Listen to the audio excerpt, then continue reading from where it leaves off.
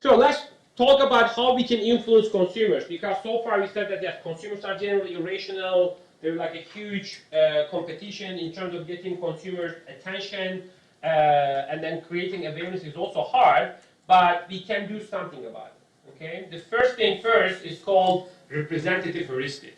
So heuristic behavior is also part of behavioral economy, and they say our brain likes to get shortcuts. So how do we get shortcuts? We develop certain archetypes, but something in the negative phase called stereotypes, and we have a profile in our mind for so many different roles. So how they are shaped in our mind, watching TV shows, hearing stories about different people, we all have these cliche roles in Hollywood movies as well, right? So good guy, bad guy, thieves, employees, bad employees, managers, etc. So if everything goes well to those representative heuristic in our mind, it is easier to understand, right, in people's mind. And there are certain people, for example, they have this strong representative heuristic because they live by it, right? But sometimes people use this to show that we are also biased, okay? So the next one might not be the ideal example, but if you look at this picture, okay, so Amy, 40 years old. Amy have 3 kids, 1 pet, 1 small baby. Is Amy a fund manager or a teacher? Looks like a teacher.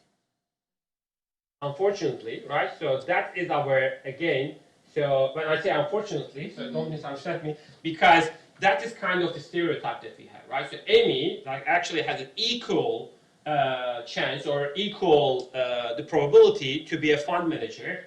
But because of the profile we drove here, and based on this representative heuristic, we have this, stereotype in our mind. If a woman has 3 kids and a pet, they most likely will be a teacher. Actually, it's not, right? But that is the stereotype that we have in our mind based on all of those external factors or movies, TV shows that we watch or the people around us. Okay? And if we say that Amy is a fund manager, even if you try to be inclusive and understanding, you will be probably surprised, like, oh, well done, Amy, right? So that will be the reaction. But like I said, normally it shouldn't be like that, but that representative heuristic in our mind is creating a bias, right? And if we know this type of representative heuristic in people's mind, then it is easy to influence them, okay? And one example for it. So do you know who this lady is? Greta, Yeah, Greta Thunberg. So what comes to your mind when you see her? Environment, right? And I also remember how she shot at Trump at the time. It was really a good experience for me. But environment, right? So and that's it. So if we use, I mean, she's not doing probably a commercial partnership, but if you somehow use Greta Thunberg somewhere, everyone would know that actually there's something about the environment, because that is the representative, heuristic or like archetype that we have, or overall image we have about Greta Thunberg. Okay, and that's why brands are like making partnership with celebrities to create that image. So if they have certain celebrity, like more, I don't know, playing in the action movies in general, and they try to signal that part of their brand. They say, okay, we are more active, or we are very dynamic, etc. So that is one way. And one good example, I also shared this on my YouTube channel. If you haven't subscribed yet, so on YouTube as well. But this is really old but gold example. I like it. That's why I'm sharing this here, because the Marlboro, the red Marlboro, the first kind of classic Marlboro, was first positioned to be sold for women target audience in 1920s, 1930s. Okay, because they had this longer filter, and they were thinking that since the filter is longer, it is less harmful, so ladies will be more careful about this, and then we can actually position this, we can sell the cigarette with this argument, right? So it's less harmful for you, and ladies will prefer that. And after like a few years, almost 10, 12 years later, the research found out that there is no impact on filter length. Actually, longer filter doesn't mean it's less harmful. And the Marlboro manager said, okay, then why are we selling this, like limiting our opportunity by selling it to women only? So they said, but how we are going to change our positioning, because we were selling this for so long to women audience and we were communicating to the women audience so long. How can we make this manly?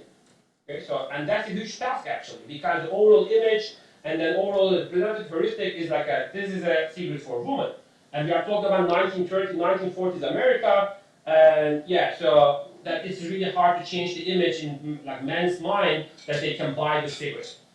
And what did they do? They worked with an agency called Burnett. It's a global agency, and then Burnett said, okay, let's do a research. And they conducted a little research, and then they found out that most manly figures in those years were cowboys because of the Western movies, right? And that's how they created Marlboro Cowboy. I don't know if you remember the Marlboro Cowboy ad, because this cowboy figure was one of the best figures in advertising history. They were everywhere. And the people were thinking like, okay, this is like, independent or cool cowboy, and then they smoke cigarette, they feel like they're like a cowboy, right?